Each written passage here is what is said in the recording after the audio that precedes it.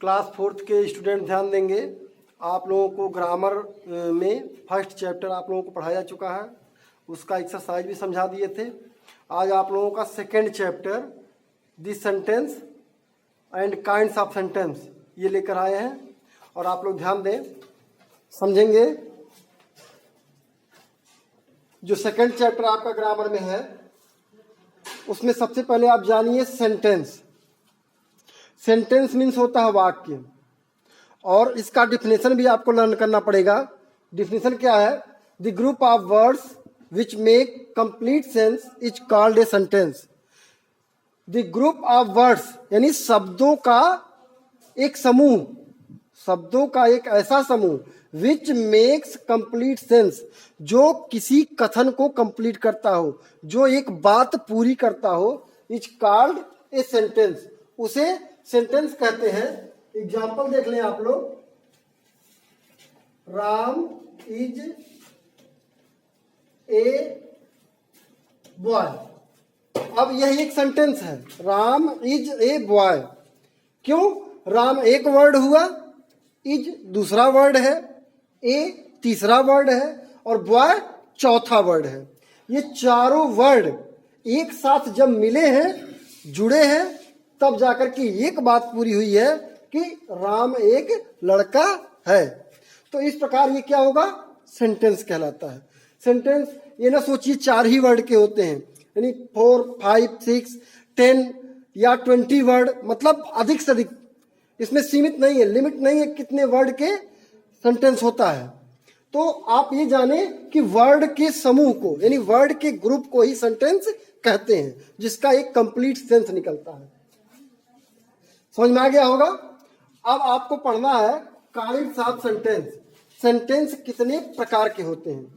तो सबसे पहला असर्टिव सेंटेंस, उसका दूसरा नाम डिक्लेरेटिव सेंटेंस भी है। असर्टिव सेंटेंस को डिक्लेरेटिव सेंटेंस भी बोलते हैं। तो इसको आपको अपनी कॉपी में काइंड्स ऑफ सेंटेंस नोट करना पड़ेगा और नोट करके इसको लर्न करना पड़ेगा। अब पहले आप असर्टिव सेंटेंस क्या होता है ये जानिए। ऐसा सेंटेंस जो किसी हैपनिंग को, किसी फैक्ट को, किसी ऑकरेंस को स्वीकार या अस्वीकार करता है, यानी पॉजिटिवली या निगेटिवली उसको मानता है, वह आपका असर्टिव सेंटेंस कहलाता है।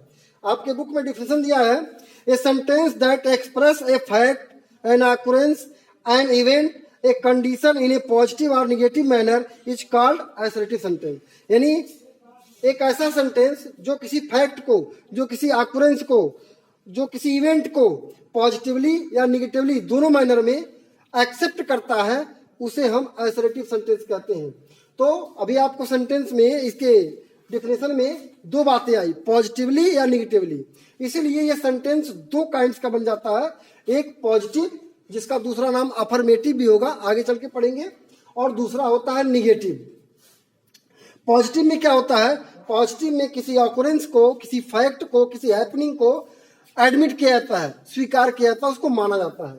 जबकि निगेटिव में उसी फैक्ट को, उसी ऑकरेंस को अस्वीकार किया जाता है, यानी माना नहीं जाता है।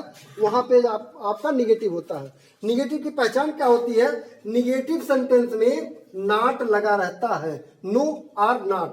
तो यहां देख लें, पॉजिटिव में the sun rises in the east, यानी सूर्य पूर्व में निकलता है। ये इस फैक्ट को, ये एक फैक्ट है कि सूर्य पूर्व में निकलता है, और इस फैक्ट को एडमिट किया जा रहा है, स्वीकार किया जा रहा है, इसलिए ये आपका अफर्मेटिव सेंटेंस, पॉजिटिव या अफर्मेटिव हुआ।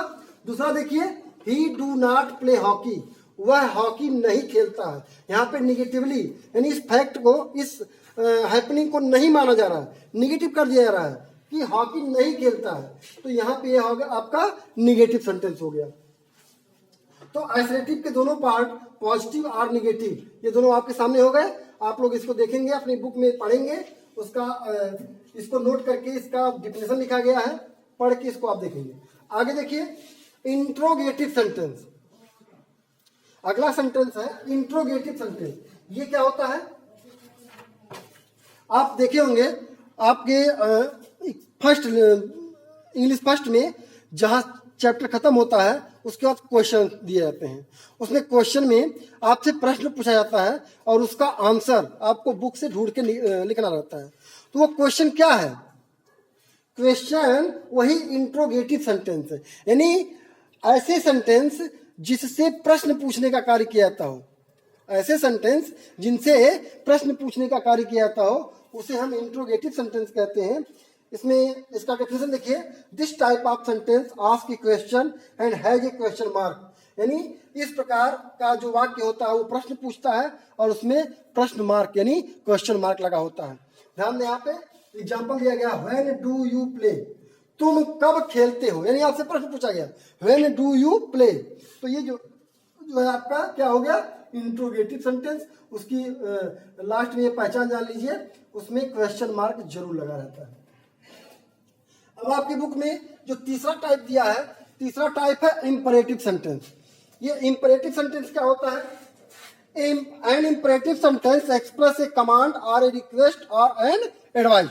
मतलब इंपरेटिव सेंटेंस में या तो कमांड दिया जाता है, आदेश, या एडवाइस, सलाह दिया जाता है, या रिक्वेस्ट, प्रार्थना की जाती है। जैसे क्लास में अगर आप लोगों को सिखाया जाता है ओपन योर बुक, अपनी किताब खोलो, तो आपको ये जान लीजिए कमांड दिया गया है, आदेश किया गया है कि अपनी बुक खोलो। तो ये जो है आपका ओपन योर बुक, यह एक सेंटेंस है, और वो कौन सा सेंटेंस है? इंपरेटिव सेंटेंस है, क्योंकि उसमें आपको कमांड किया गया। कभी कभी कहा जाता है आप लोगों से stand up and get out, ऐसे ही बोला जाता है, खड़े होइए बाहर जाइए। तो आपको क्या किया गया है?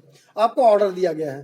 तो ये सेंटेंस आपके ऐसे सेंटेंस जिसमें ऑर्डर दिए जाएं, जिसमें रिक्वेस्ट किए जाएं, वो आपका इंपरेटिव सेंटेंस में आता है। इसका एग्जांपल यहाँ पे हम लिख चुके हैं, open your book.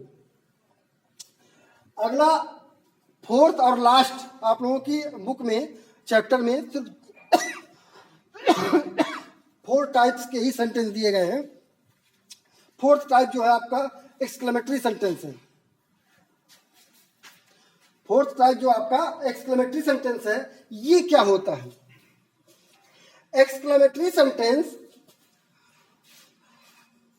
N exclamatory sentence express a strong और ए सडन फीलिंग, यानी हम अपने मन के भावों को, अपने फीलिंग्स को व्यक्त करने के लिए, प्रकट करने के लिए जिस सेंटेंस का यूज करते हैं वह जो है आपका एक्सक्लेमेटरी सेंटेंस कहलाता है। और एक्सक्लेमेटरी सेंटेंस की पहचान है कि उसके लास्ट में एक्सक्लेमेशन मार्क लगा होता है। एक्सक्लेमेशन मार्क जो होता है एक लाइन खींच के, खड़ी लाइन और नीचे बिंदी लगी होती है। तो इसमें मन के भाव कैसे व्यक्त किए जाते हैं, यहाँ देखिए कि एग्जाम्पल दिया गया है, व्हाट ए लवली चाइल्ड, कितना प्यारा बच्चा है। यानी किसी बच्चे को देखकर आपके मन में ये भाव आए कि बच्चा बहुत प्यारा है, तो आपने उसको, अपने भावों को प्रकट किया, अपने फीलिंग्स को आपने एक्सप्रेस किया। कैसे? What A lovely child. तो ये एग्जाम्पल आपको ये दर्शाता है कि यह जो है एक्सक्लेमेटरी सेंटेंस है। तो आप लोग इसको नोट कर लेंगे अपनी कॉपी में और लर्न करेंगे। इसका एक्सरसाइज अगले वीडियो में हम देंगे। बस इस वीडियो में इतना ही। धन्यवाद।